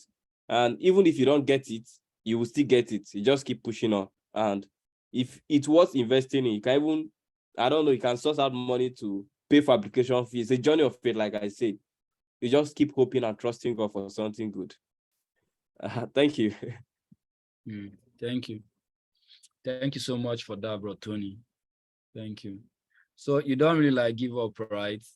When I applied in 2020, I applied to 11 schools, right? All of them PhD, but out of the 11 schools, I got offered to one.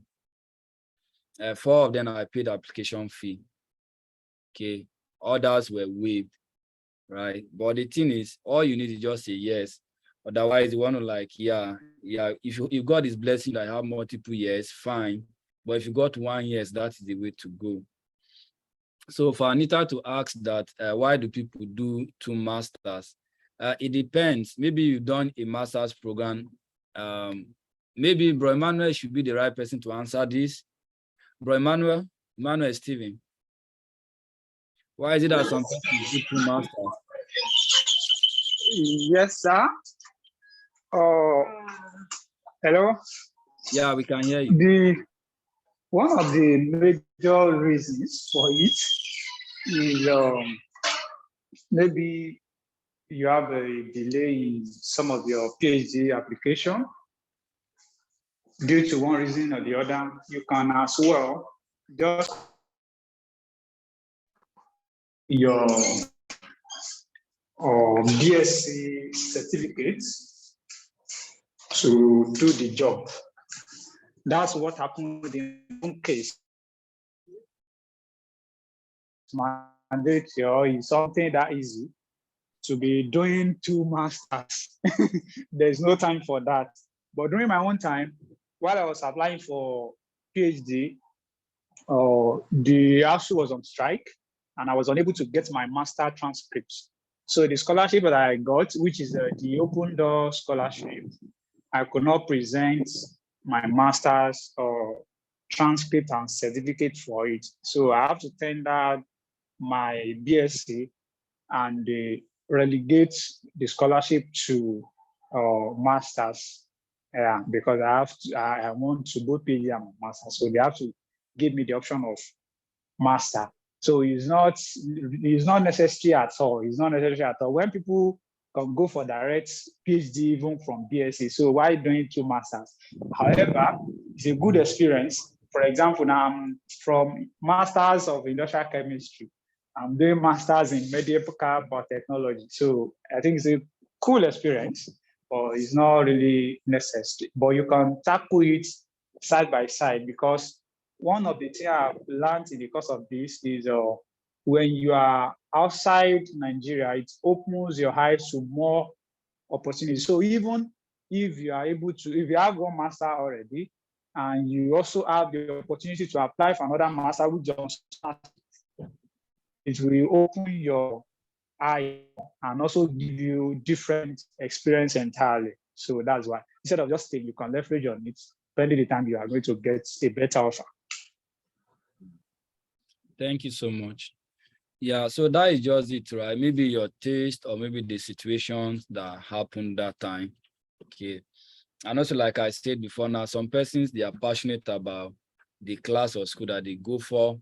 So even though they get offer for PhD to come to the US or another country, maybe because of the country that they want to go to the US, they don't want to go to Germany, or they want to go to UK, they don't want to go to US. The destination that will give or refine their taste might influence what they are going for. So like I said, some person will say, okay, I like to go to Harvard one day. I want to go to MIT one day. So, you know, you're going to MIT, maybe they did not give you offer. Then a school will give you, maybe you get PhD funding from a school, a safe school or a middle school, and then you get a master's program from another safe or middle school. So because you want to keep up with your desire for MIT, you decided to go with that, okay? Go with the MSc, so that once you're done with the MSc, sharp, you can then continue to the Ivy League school like MIT in your PhD. Knowing that if you're in the US, it's going to be a like equal opportunity for you and every other student going to MIT. So that is just my own view of it, but it depends on what is influencing it. It's not really necessary. You don't have to do a lot of masters. There is no time, like Emmanuel said.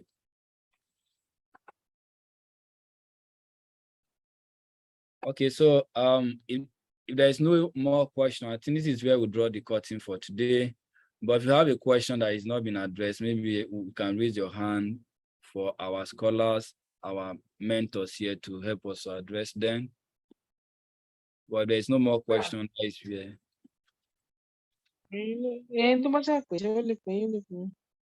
Yeah, Esther, you have a question?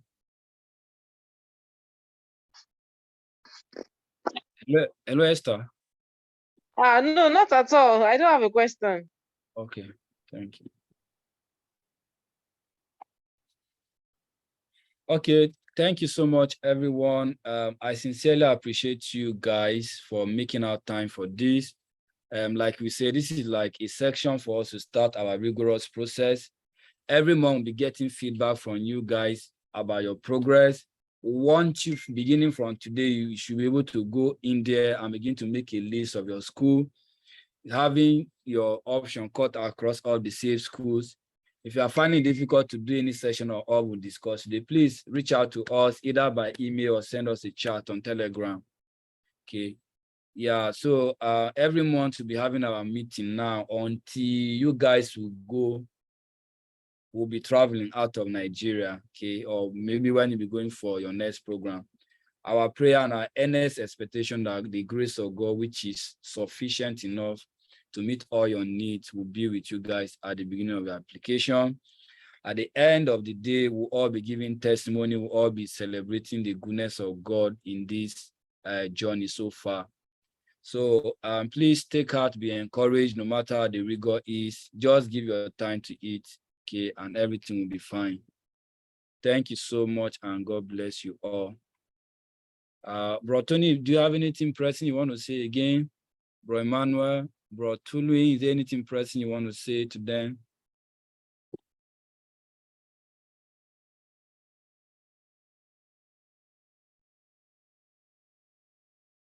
No, not really. Thank you. You've Okay. covered every aspect. Someone asked when next is the open door, when is the next open door program coming up? Okay, thank you. Thank you, Rahim. Rahim said it's coming out September.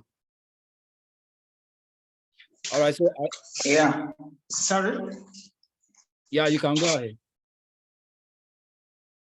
Oh, in respect to what Tony said the other time, I just also want to add to it that in all, please put in enough prayer effort on your applications. Put in enough prayer efforts. When you put in enough hard work and enough prayer, those two things, they will really spoil your faith. They will really make your faith to be skyrocketed to where you too, you can't even imagine it. So please, I want to beg us, it's very important, put in enough hard work and pray on all your application. If possible, as Brodera said, that you prepare an Excel Excel sheet for your schools, pray on those schools, pray on those applications every day.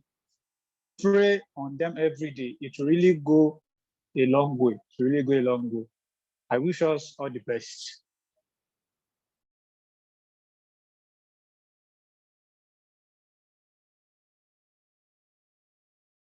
Yeah, thank you so much, Bro Emmanuel. Just like Anita also suggested, by the end of, let me say by the end of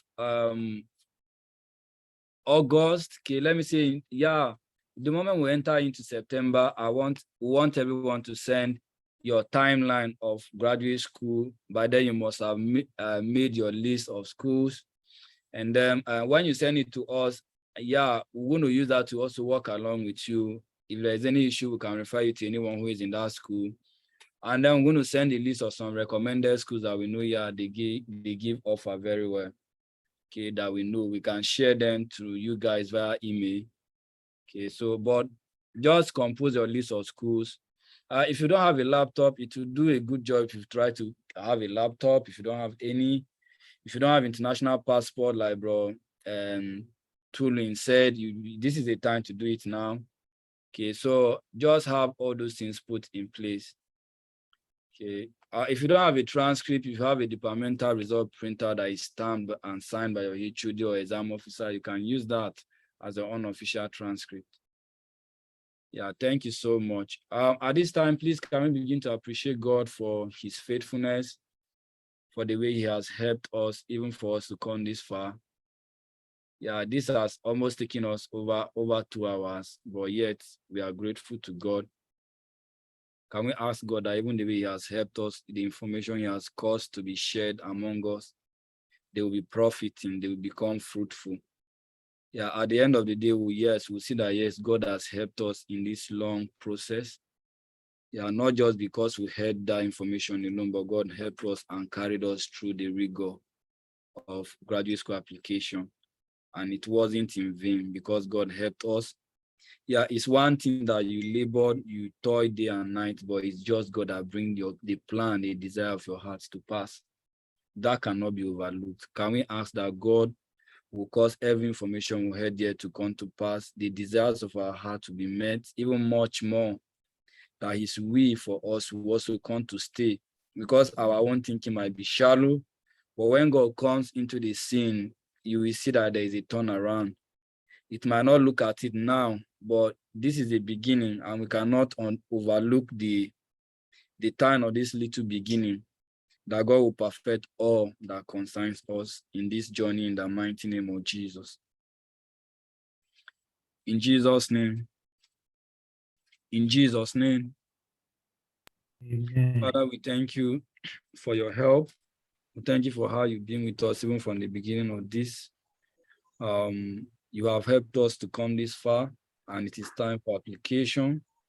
Holy Father, we ask that, Lord, you bring your will to come to stay, the kind of information that we all need to help us to get to our destination.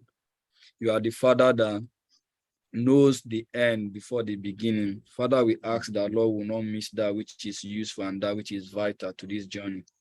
In the mighty name of Jesus. At the end of the day, your name will be glorified. For in Jesus' mighty name we pray. Amen. So thank you, everyone. Okay. Thank you so much for your time. Bro Tony, thank you so much. Bro Steven, thank you. Bro Tulwin, thank you so much. Yeah. So please, this is a cohort, right? Any useful information you see, you can share. Don't keep some things to yourself. It's a journey of team. It's not a journey of individual. It's a team journey, right? Thank you so much. Hello, bro Josh. Yeah. Bro Josh, we have two aside discussion. Yeah. I'm seeing the question that you raised here that please would there be any opportunity to guide us toward preparing for the September date? Like you mean the timeline? Not exactly, not exactly. What I was making reference to is the other time the open door program came up, I lost out of the information. I got it late. I was thinking this time around there could be things maybe like how do I describe it? Like maybe programs like something like a Zoom call like this where will be guided towards this the program and everything. I didn't really get the last one and it really pained my heart. Okay, for open doors, if you guys want to be guided, yeah, that one is going to be easy. We'll talk to our brethren in Moscow. Bro Rahim is going to be part of that team to guide anyone who is interested in open doors. But I think that is one option that you guys have, but you have to like we have to maximize every option that we have too. Okay, but we'll do our best. If you guys need it, like when open door is about to open, I'll talk to Bro Lupe and see what we can do from our end to give everyone the kind of information they need. Okay. I hope you don't mind. Also, the last time we had a Zoom call like this, sorry, but man. Please, everyone, we'll come to the end of this meeting. If you want to go, you are free to go. Otherwise, you have any question like what Bro Emmanuel is asking. If you don't have any question, if you want to go, please, you can go. And I'm going to stop the recording now.